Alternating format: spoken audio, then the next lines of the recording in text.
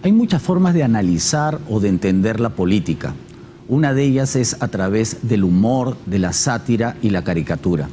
¿Sabían ustedes que ni siquiera el Libertador San Martín durante el protectorado se libró de los caricaturistas? Mi nombre es Juan Luis Orrego, bienvenidos a Tiempo Después. Yo soy Lucida Altaus y el tema de hoy es la caricatura política en el Perú.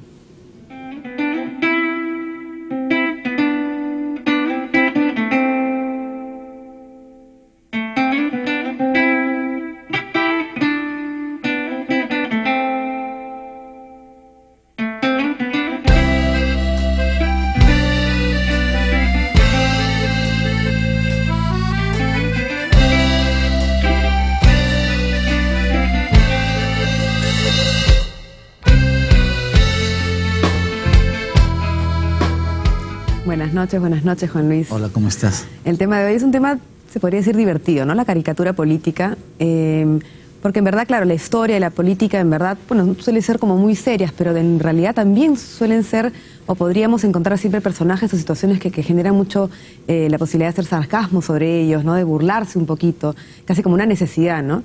Pero también probablemente las caricaturas, pues, de estas histórica o política, también nos hablan un poco, ¿no?, de la historia del Perú a lo largo de los años, ¿no? De una manera un poco más lúdica y ligera para poder entender la historia, ¿no? Claro, porque la risa es una forma de entender el mundo, es una forma de criticar la realidad, y a veces una sola caricatura puede resumir el momento político de una manera, pues, más precisa que el mejor de los artículos, ¿no? O el mejor de los libros a veces. Así es. ¿No? Y bueno, y para conversar ese tema tenemos a dos grandes invitados. Está con nosotros Raúl Rivera Escobar, él es historiador del arte. Bienvenido, Raúl. ¿Qué tal, Lucía? Gracias. Gracias por la invitación. Y esta noche también nos acompaña Miguel Arturo Seminario, él es sociólogo e historiador, además de director del Museo Electoral y de la Democracia. Muy buenas noches. Muy buenas noches. Muy complacido de estar con ustedes para conversar sobre la caricatura política. Bueno, empecemos por el principio. ¿En qué momento y en qué lugar ubicamos el origen de la caricatura política en el mundo, no en el Perú? La caricatura política en sí aparece, bueno, la caricatura en general aparece en la época de las cavernas. Estamos hablando de exageraciones de la figura humana en determinadas pinturas rupestres encontradas en determinadas cuevas. Posteriormente, en la Edad Media, podríamos estar hablando también de cierta caricatura en los rasgos del arte románico. Estamos asistiendo a un abstraccionismo de la realidad. Sin embargo, cuando estamos hablando, refiriéndonos exclusivamente a caricatura política, podemos hablar de fines del siglo XVIII y comienzos del XIX.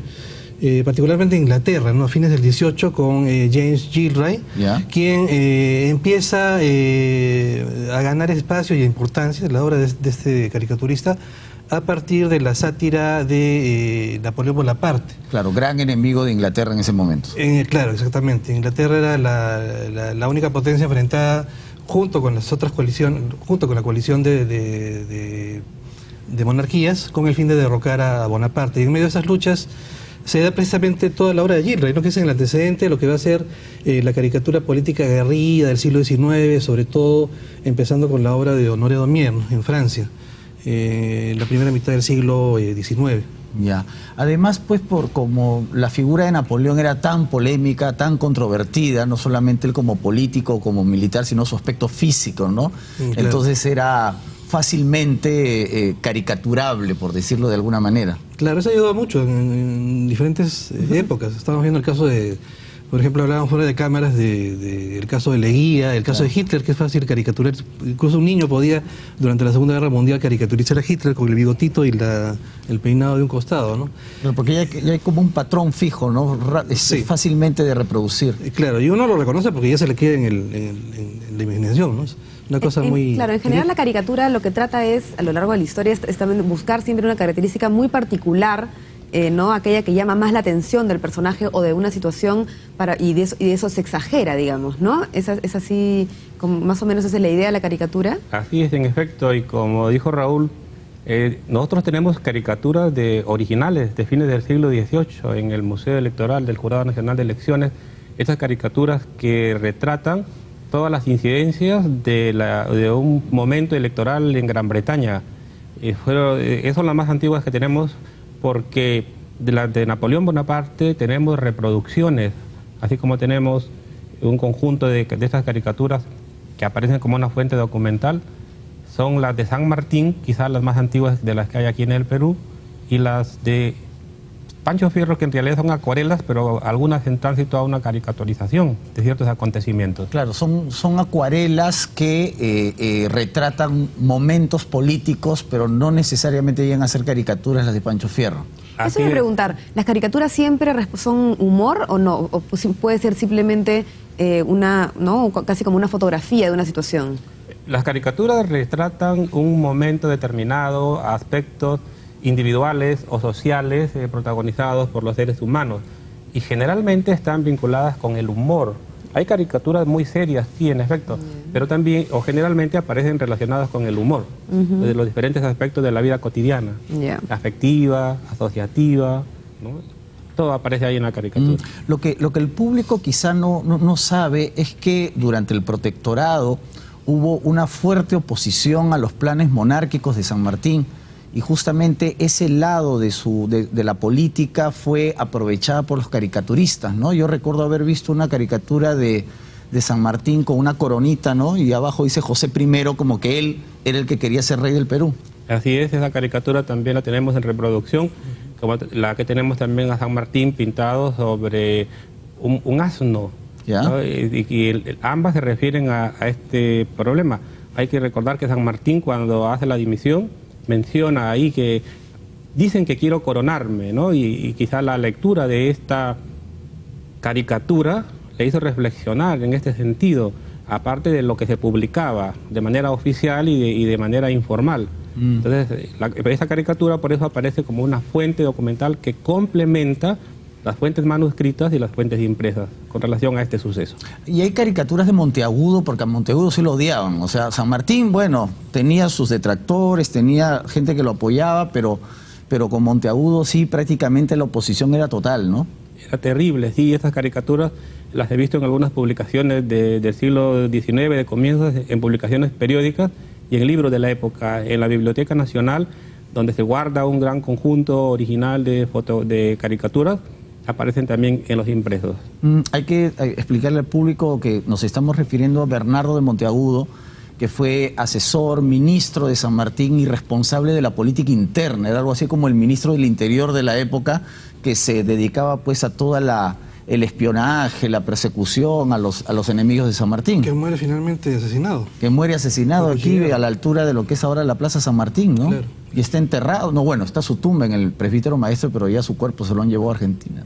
Y los caricaturistas de esa época, no sé si a diferencia de los actuales o no, pero ¿se nutren de de los chismes o más bien se nutren de, o sea, digamos, están muy cercanos a la política, a estas figuras políticas importantes? ¿Cuál es más o menos la tendencia? ¿Estar muy dentro o más bien se nutren de lo que se habla nomás? Hay que mencionar también que la efervescencia política del periodo, en realidad a lo largo de todo el siglo XIX, ha generado un gran enfrentamiento ideológico entre uno y otro bando. Y eso lo vamos a ver también reflejado no solamente en la época de la independencia, sino también en la época del caudillismo. Con Castilla, enfrentado a Echenique, por ejemplo, es una etapa muy importante de la caricatura porque prácticamente no hay límites dentro de la obra de los caricaturistas, ¿no? Se dicen de todo prácticamente. No es el nivel de alguna manera medido que tiene la caricatura actual, ¿no? Que es de alguna forma regulado por ciertas normas de ética, no siempre respetadas, claro, ¿no? Pero en general todo el siglo XIX la población en general está muy embebida del tema político y eso se refleja directamente en las caricaturas. Claro. Como una necesidad, es como una necesidad de justamente casi, ¿no? Psicológicamente, como humana, de poder reírnos un poco como catarsis, digamos, ante una situación política difícil, por ejemplo. Es un arma ideológica muy importante, ¿no? Y eso lo vemos hasta ahora, ¿no? Las caricaturas representan el punto de vista de la gente común de la calle. Una caricatura puede incluso llegar a promover muertes, detenciones. Es conocido el caso, por ejemplo, de Toledo Mier en el siglo XIX, que por caricaturizar al rey Luis Felipe sufrió prisión de 6 meses.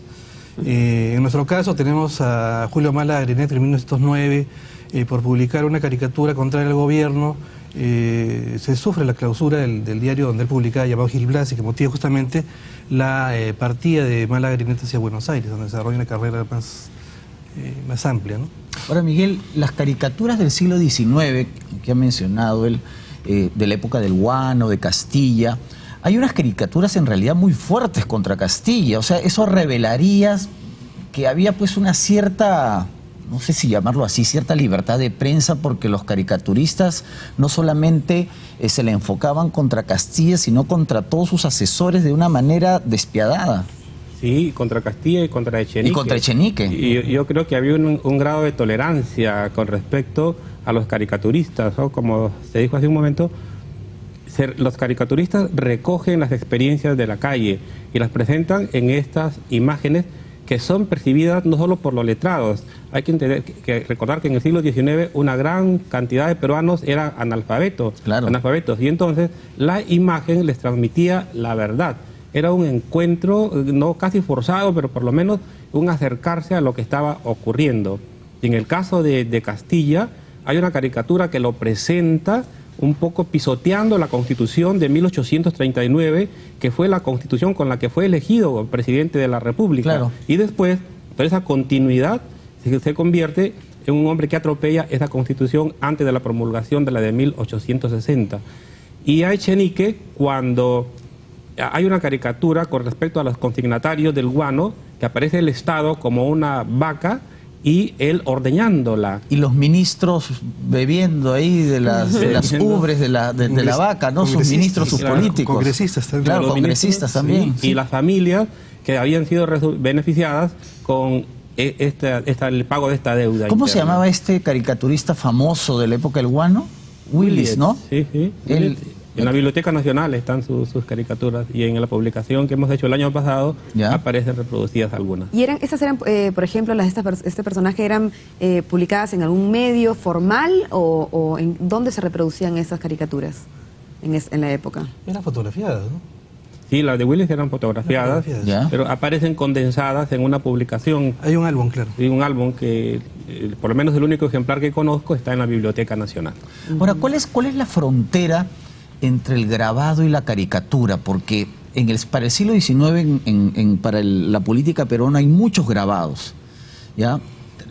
También, por supuesto, hay caricaturas, pero muchos grabados están al filo de la frontera con la caricatura, ¿no? ¿Estás hablando de qué época? Del siglo XIX. De la segunda mitad del XIX. Claro, por ejemplo, la época de los hermanos Gutiérrez, la época de Balta, la misma época de la guerra con España. Hay mucho grabado político, pero a veces casi roza la caricatura, ¿no? Sí, eso debido a lo que ya mencionaba, ¿no? Hay una influencia bastante notoria de la política, no solamente en el común de la gente, sino también en los periodistas. Ahora hay una publicación muy importante que es El Perú Ilustrado, que es una publicación de la segunda mitad del 19. Y es allí donde posiblemente se le da más importancia al tema de la caricatura a raíz de la introducción de la litografía. Se utilizó mucho litografía dentro de la reproducción de El Perú Ilustrado. Y bueno, y también tenemos algunos dibujos de Manuel Atanasio Fuentes también, ¿no? Sí, pero con Manuel Atanasio Fuentes regresamos en el siguiente bloque.